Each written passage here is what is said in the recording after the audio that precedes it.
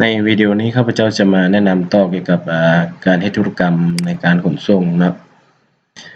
ในนั้นเราได้มาตั้งค่าเกี่ยวกับรายการสินค้าข้อมูลตัวแทนจำหน่ายข้อมูลพนักงานข้อมูลรถลงลายเซ็นตำแหน่งวันเมืองแขวงหมดแล้วเนาะหลังจากนั้นเราจะมาเฮ็ดเกี่ยวกับธุรกรรมในการส่งสินค้าเนาะปัจจุบันนี้ยังบ่มีเนาะไปเพิ่มใหม่เลยไปเพิ่มใหม่เลขที่บินที่เราจะขนส่งเนาะตัวอย่างถ้ามีข้อมูลบินอ้างอิงนะตีชนิดเนาะมันบินเลขที่ใดที่เราจะไปขึ้นเครื่องเนาะสมมุติว่าข้าพเจ้าจะตีใส่นะตัวอย่าง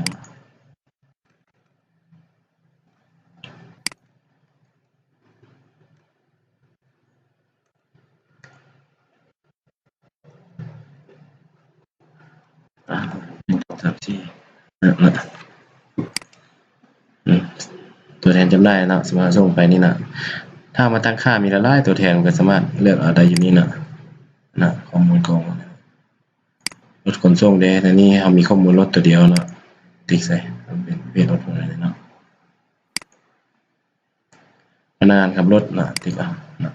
จะออกมาเลยนะขนส่งมีอย่างแด้เนี่ยเบียร์ลังเต็มนะสมมุติว่าเนาะจำนวนเท่าใดประมาณ100 ลังนะเอาได้ลัง 5,000 เนาะถือแล้วเนาะสมมุตินะได้ 500,000 เนาะค่าขนส่งแล้วรายจ่ายชุดนี้มีอย่างใดค่าเที่ยวเนี่ยสมมุติว่าค่าเที่ยว1ใน2 ล้าน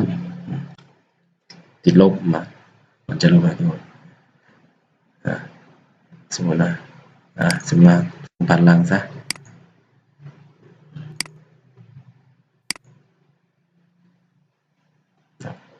กำไรจะอยู่ใน3 ล้านน่ะบันทึกเนาะสมมุตินะ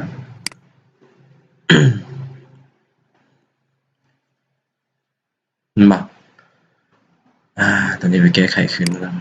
ตอนนั้นนึงแวบเลยอย่ามันเนาะบ่มีหยังเนาะ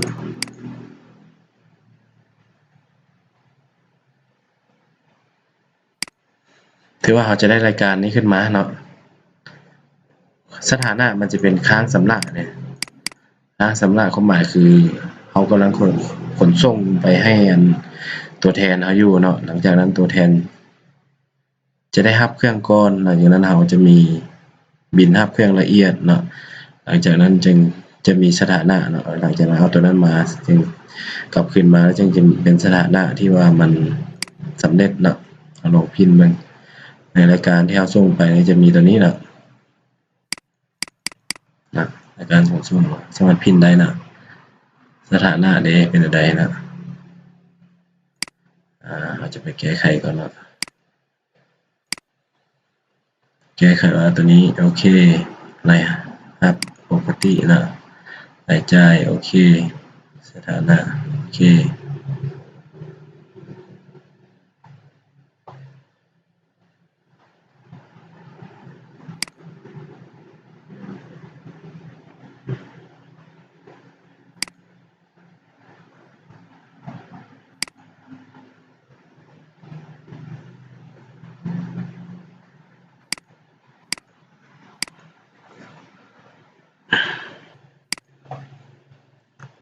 สมมุติว่าได้รับแล้วเนาะสมมุติ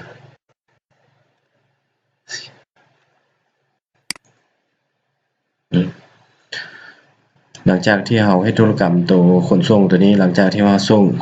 เราเอาสินค้าเนาะสมมุติว่าจากโรงงานนั้นไปส่งให้ฮอด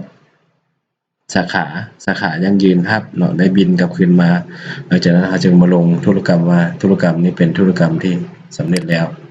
เนาะถือว่าแล้วไปเนาะตัวเที่ยวนี้เนาะรายรับรายจ่ายกำไรถึงจะยอมอยู่ในนี้หมดเนาะอาจจะมาสรุปได้เนาะค่าเที่ยวบ่ออกรายจ่ายเอาขนไปเบียร์ดังเต็มได้1,000 ลังเนาะได้เงินอยู่5 ล้านแต่ว่ามีรายจ่ายในห้องนี้ในเที่ยวนี้นี่นะแล้วแม่นส่ำนี้เนาะเราจะได้กำไรส่ำนี้ถือว่าเราก็ไปเบิ่งเนาะมีแดชบอร์ดเนาะขึ้นมาเนาะนะรถที่กำลังขนส่งบ่มีเนาะจะมีรถที่สำเร็จแล้วเนาะ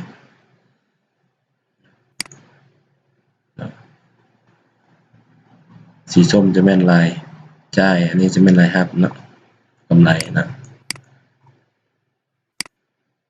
ถือว่าไปทดลองอีกธุรกรรมหนึงเนาะเพิ่มใหม่มามีเนาะผมไปบนเก่าอันนี้เนาะเอามีแต่ตัวเดียวนี่เนาะใส่ลงไปเก่าซัพเฟอร์เก่าอีกคนเบียร์ลังลังเป้าซะลังเป้ากลับเนาะเขาได้500ลังสมมุติ500ลังเนาะ1,500,000แต่ว่ารายจ่ายบ่มีก็บ่ลงเนาะสมมุติว่ารายจ่ายบ่มีเด้อจะมีน้ำมันซะเนาะสมมุติไปเพิ่มน้ำมันซะเด้อ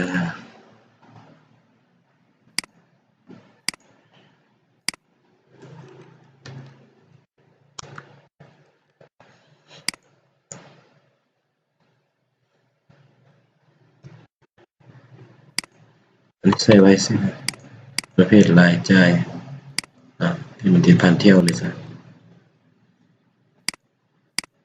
ไปเพิ่มใหม่มาเนาะ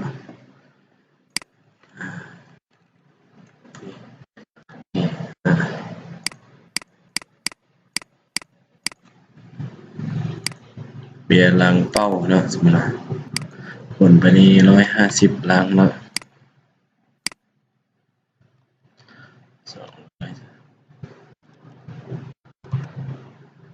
500ลังเราจะใส่ราคาก็ได้นะ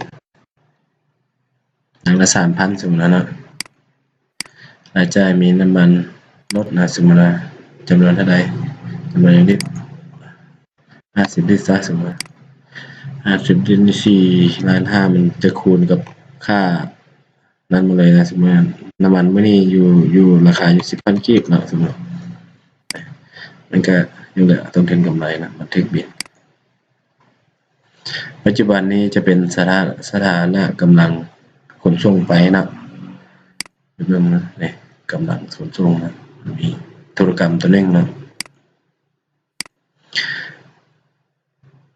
เราจะพิมพ์ก็พิมพ์ได้เนาะเราจะแก้ไขก็แก้ไขได้สมมุติว่าขนส่งไปฮอดแล้วเนาะเราก็มาติ๊กเขาเนาะเลขที่บินเท่าใดที่ว่าเขารับเอาอันนั้นเนาะเซ็นเอานะสมมุติว่า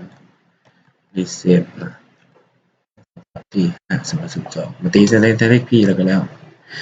ไฟล์แนบเดี๋ยวเราจะเอาก็ได้เนาะเลือกเอาไฟล์ที่มันแนบคัดเป็นไฟล์บิตนั่นแหละสมมุติว่าเป็นไฟล์แนบคัดแจ้งการโอเคเนาะเดี๋ยวเอาก็ได้บ่อยากเอาก็ได้นะบันทึก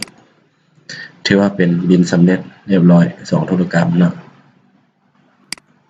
จะมีรายรับเพิ่มขึ้นเนาะรายจ่ายไปเพิ่งรายงานกันเนาะคร่าวๆนี่นะการเคลื่อนไหวของเราในปี2019เนาะแต่ละเดือนสามารถเลือกเป็นปีได้นะโอเคนั้นถือว่าเป็นพื้นฐานเกี่ยวกับการเฮ็ดธุรกรรมในการขนส่งเนาะก่อนจะเฮ็ดธุรกรรมได้เราต้องมีการตั้งค่าอย่างต่างๆให้มันละเอียดก่อน